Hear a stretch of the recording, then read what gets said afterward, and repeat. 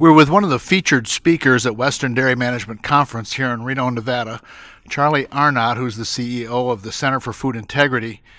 He just gave a keynote presentation, and if I can not do it justice but summarize briefly, it was urging us in agriculture, and particularly farmers, not to tell folks how much they know until the folks know how much we care. And we'll invite Mr. Arnot here to talk a little bit about some of the points that he made. Thanks, Joel. Appreciate that. That's exactly right. People really don't care how much you know until they know how much you care. And that's reflected in our peer-reviewed research that shows that shared values or confidence is 3 to 5 times more important than sharing technical information or science in building trust.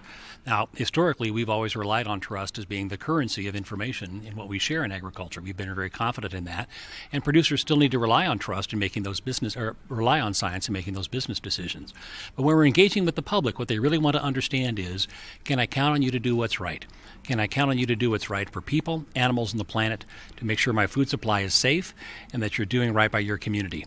The good news is farmers are, in large part, doing the right thing. We tend not to frame that argument in the right way.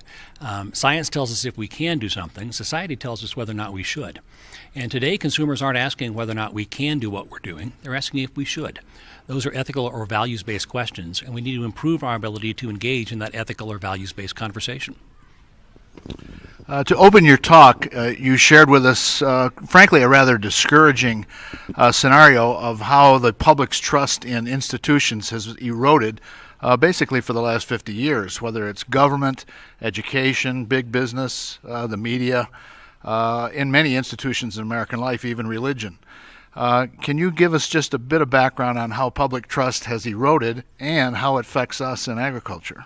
You bet, because I think that's an important context. I think oftentimes people in agriculture, particularly farmers, don't appreciate that what we're experiencing isn't unique to farmers. It's something we've been conditioned to be skeptical about over the last 50 years.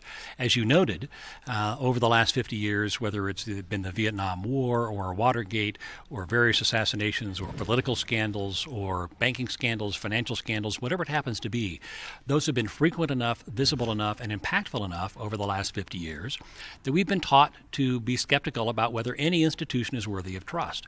At the same time, we've applied a lot of technology, a lot of systems, and we've industrialized agriculture so that now the public thinks of us as an institution and therefore questions whether or not we are worthy of trust.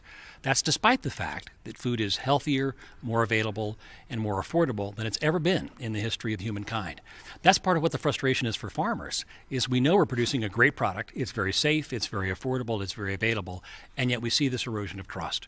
Putting it in that broader cultural context helps people understand it's not about farming. Farming is just one of many institutions where people are now increasingly skeptical based on other things that have happened that aren't tied directly to the activities of any individual farmer. We're speaking with Charlie Arnot of the Center for Food Integrity. He just shared a very insightful presentation with some 1,500 of us here at the Western Dairy Management Conference in Reno, Nevada. Charlie, thank you for being with us. This is Joel Hastings for DairyBusiness.com.